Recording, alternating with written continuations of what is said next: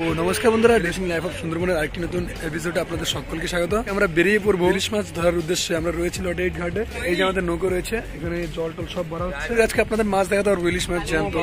আমাদের জল ভরার জন্য ছোটাছুটি করাচ্ছে, কারণ ভাটা এসে ভাটা পড়ে গেছে, অনেকটা জল শুকিয়ে গেছে। আমার সঙ্গে না বেরোতে পারলে তাহলে ওই সাইডে আমরা যেতে পারবো। নৌকোটা কিছুটা এরকম, আমাদের এই নৌকোটা করে ভোলা মাছ ধরাবে আর ওটাতে করে ইলিশ মাছ ধরাবে, আর সে সব কিছুই আমরা আপনাদের সঙ্গে শেয়ার করবো। তো আমাদের ভিডিওটাকে পুরো শেষ পর্যন্ত দেখো, আশা করি আপনাদের ভালো লাগবে।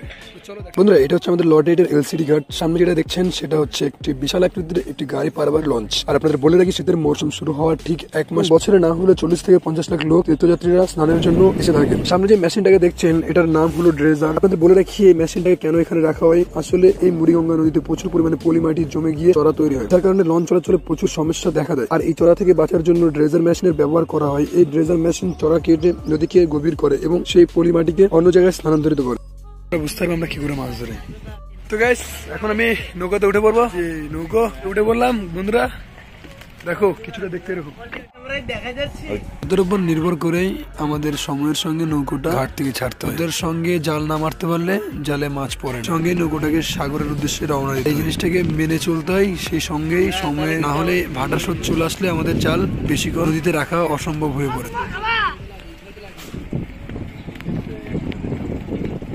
আমাদের নৌকোটাকে ছাড়া হচ্ছে। হ্যাঁ,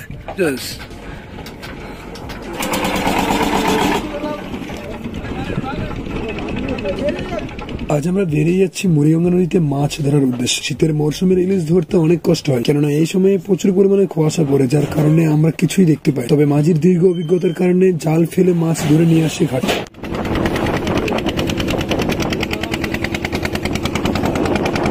বন্ধুরা, আমরা গন্তব্যে পৌঁছে গেছি জাল মারার জন্য। এবার আমরা জাল মারবো, আর সেটা আপনারা দেখবেন ভিডিওর মাধ্যমে।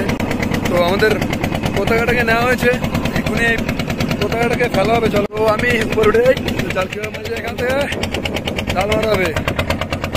দেখতে পাচ্ছ আমাদের জাতীয় পতাকা। জয় জয় রাধাকৃষ্ণ প্রেমানন্দ গৌর হৃদয় হরি হরি বল। আপনাদেরকে বলে রাখি, কালো রঙের যে পতাকাটি জলের মধ্যে ফেলেছে সেটা এই কারণেই দেওয়া হয়েছে, যাতে করে আমরা আমাদের জাল অনেক দূর থেকে দেখতে পাই এবং আমাদের জালটাকে যেন অন্য ট্রলার বাড়ি দেখতে পাই, তার জন্যই কিন্তু দেওয়া হয় এই পতাকা। এই জালের উপর দিয়ে যদি কোনো বড় ট্রলার বা জাহাজ চলে যায় তাহলে জাল ছিঁড়ে যায়, সম্ভাবনা অনেক বেশি। আর আপনাদের বলে রাখি, ইলিশ মাছ খেতে যতটা স্বাদ ততটাই এই মাছকে ধরতে কঠিন। সাধারণত ইলিশ মাছকে আমরা রূপালী ইলিশ মাছ নামে চিনে থাকি। আর আপনারা তো জানেন, ইলিশ মাছ হচ্ছে বাঙালির জাতীয় মাছ। ইলিশ মাছ দুই প্রজাতির হয়ে থাকে, এক হচ্ছে সবার প্রিয় রূপালী ইলিশ এবং দুই হচ্ছে চন্দনা ইলিশ। সেই ইলিশ মাছ বর্ষার সিজন 4 মাস হয়ে থাকে এবং শীতের মরশুমে 2 মাস হয়। তবে বর্ষা সিজনের ইলিশ মাছের সাইজ শীতের তুলনায় অনেকটাই বড়। বর্ষা সিজনের ইলিশ মাছের ওয়েট থাকে 500 থেকে 700, 800, 1 কিলোরও তার অধিক।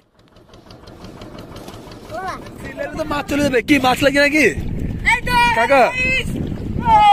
ইলিশ মাছ লাগছে নাকি? ইলিশ মাছ তোমরা সবাই জলে নেমে গেছো, মাছগুলো তো সব ভয় পালাবে। উঠে আসো, তাড়াতাড়ি উঠে আসো। কথা আছে না যে ভালোবাসা দিলে ভালোবাসা পাওয়া যায়, তো সেরকমই আমাদের নৌকোটা। আমরা নৌকোটাকে যেমন যত্ন করি, তেমনই নৌকোটা আমাদেরকে ইনকাম দেয়। তো ভালোবাসা দিলে ভালোবাসা পাওয়া যায়, এটাই তার একটা প্রমাণ। এই নৌকার উপর ভরসা করে আমরা অনেক গভীর সমুদ্রে চলে যাই এবং মাছ ধরার জন্য। এই নৌকোটার উপর ভরসা করে, এক ভাষায় বলতে গেলে নৌকো মায়ের মতো কাজ করে। একটা কথাই আছে জেলেদের, যে ওনারা বলে মা রাখে 10 দিন 10 মাস, আর নৌকো রাখে চিরদিন, এরকমটা ওনারা বলেন। সব জিনিসের একটু যত্ন বাবা ঢুলে ঢুলে পরে যাচ্ছে, নৌকাটা নড়ছে তো এই জন্য। তাহলে শুনতে পেলেন যে মা রাখে 10 মাস 10 দিন, নৌকো রাখে চিরদিন। এটা হচ্ছে জেলেদের একটা ইন্সপিরেশন গল্প বলতে পারেন, যারা জেলেদের মেন কথা। তোমরা জলে কেন নেমেছিলে? আমরা মাছ ধরা হয়েছে, জীবন যুদ্ধ আমাদের জীবিকার টানে আমরা জল নেমেছি। আমাদের জীবিকার টানে আমরা জল নেমেছি। জীবিকার টানে জলে নেমেছে। আমাদের জাল শেষ হয়ে এসেছে আর অল্পের মধ্যে আপনারা দেখতে পাচ্ছেন আমাদের জাল শেষ হওয়ার মুখে। একটু সমস্যা হয়েছিল, কারণ আপনারা দেখেছিলেন চড়ার মধ্যে আমাদের নৌকোটা ঠেকে গেছিল জল কম হওয়ার কারণে, যার কারণে আমাদের জাল মারতে বহুত সময় লেগে গেছিল। আর তার সঙ্গে প্রচুর পরিমাণে বাতাসও চলছিল, এই বাতাসের কারণে আমরা জাল মারতে পারিনি। দেখুন আমাদের জাল সম্পূর্ণভাবে মারা হয়ে গেছে। গঙ্গা মা কি কাছে যাচ্ছি, দেখুন কিভাবে সকাল আছেন মাসুদ। মাসুদ ধর ভাই না। সকাল থেকে ঘর থেকে বেরোনো পর্যন্ত আমরা কিছু খাইনি, তো এখন সময় হয়েছে ভাত খাওয়ার। জাল মেরে দিয়েছেন, থালাগুলোকে ধরা হচ্ছে। তো কাজেই কথা বলতে বলতে অনেক দেরি হয়ে গেছে ভাত খাওয়ার। এই যে আমাদের ভাত, আমাদের সেই ডুপ্লিকেট ভাগি ভাত রান্না করছে। দেখো কি অবস্থা করে দিচ্ছে, দেখছো? আই কি রে, ভাতের জল লাল হয়ে গেছে কাপ। ভাত কে বানাইছে কোথায় নি? বড় ভাত হয়ে গেছে দেখি। বড় ভাত দিতে বানাই রতন ফাইল বানালা রিয়েলাইছে আরে একটু ইউটিউবার করে দেখা দাও সবাই। এই যে ভাত পুরো ফেলাইছে নতুন লাগিয়েছ। ঠিক আছে না, দেখেন শুধু ভাত খাওয়ার মানে ভাত খাওয়ার যে প্লেট গুলো দেখুন, শুধু একবার কেউ কড়াইয়ে, তো কেউ হাড়িতে, কেউ থালাতে, মানে কি বলবো। তো ইলিশ মাছ পাঠিয়েছে বাড়িতে, তো আমরা ইলিশ মাছ দিচ্ছি সব জায়গায়।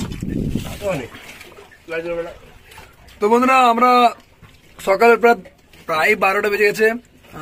প্রচুর পরিমাণে সময় লেগে গেছে আজকে ভাত খাওয়াটাতে। তো এই যে আমি কৃষি খাচ্ছি, একবার দেখো, শুধু দেখতে পাচ্ছ বন্ধুগণ। ভাত বসিয়ে দিয়েছি আমি, তো ভাত বসিয়ে দিয়েছি, দেখো দেখতে পাচ্ছ তোমরা এখানে।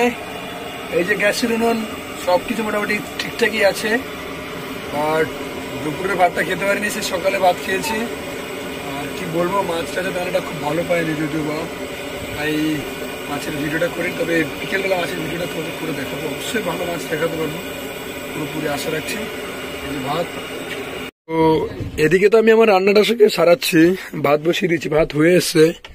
আর এইদিকে কি মাছ কাটছে দেখো, ইলিশ জালেটাকে বলে এই মাছ নাই খায়, ইলিশ মাছ, চটকড়ি মাছ, এসব খাওয়াবে নাকি আজকের? এগুলো সব দেখতে পাচ্ছ গাইস, কত মাছ দেখেছো? এই সব মাছ আমরা খাবো আজকের, অনেক মাছ, মানে 2 কেজি মাছ আছে এখানটায়। আর বাঁশ পাতা এই সবে জাল টেনেছি, আর সবে মাছগুলোকে ট্রেনের মতো জ্যান্ত কাটাকাটি শুরু হয়েছে। আর এদিকে দেখো, এই দেখো জাল ছিঁড়ে গেছে, তো জাল সারাই করা হচ্ছে, দেখছো? একটা ট্রলার এই জালের উপর দিয়ে চলে গেছিল, আর জালটা ছিঁড়ে গেছে। তুমি কি করছো? ওটা আমাদের মনে হয় সেকেন্ড মাঝি, মনে হয় দেখা যাইতেছে তো। এই দেখো, তো রান্না বান্না কি করছে সেটা তোমাদের অবশ্যই দেখাবো। তো এখন তো আপাতত ভাতটা হয়ে এসছে, এবার বাস তরকারিটা বসিয়ে দেবো, মাছটা কাটা হয়ে গেলে। দেখো আমার ভাত রান্না হয়ে গেছে, এবার আমি ভাতটাকে নামাবো। কিভাবে ভাতটা নামাচ্ছি, তো সবার আগে এখান থেকে ভাতটাকে নামিয়ে নেবো আমি।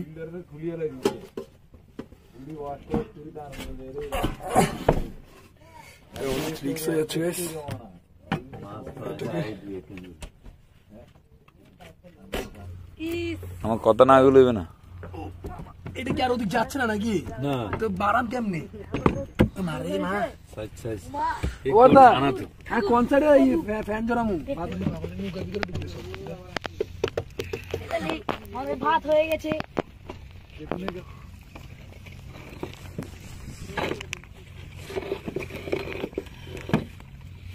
ব্রেকআপ গাইস, আপনি শুধু একবার দেখুন, সমুদ্রের মাঝে যেন পাখিদের বৃষ্টি ঝরে পড়ছে নিচের দিকে। কিনারায় তারা মাছ খেতে চলে আসছে। এই সময়টা এখন শীতের মৌসুম, তাই তো নাকি? ওনারা মানে জালটা ছিঁড়ে গেছে, তো এটাকে রিপেয়ারিং করছে, মানে সারাই করছে দুবারা। এই দেখো এখানে কত রকমের মাছ দিয়েছে, কাঁকড়াও কতগুলো দিচ্ছে। আজকে তো খাওয়া দাওয়াটা একদম জমজমাট হবে নাকি কাকা? বাট খাওয়া দাওয়া তো সব জমজমাট হবে, কিন্তু সন্ধ্যা হয়ে যাচ্ছে তো, খাবো কি করে মামা? খাওয়া যাবে ইয়ে কর।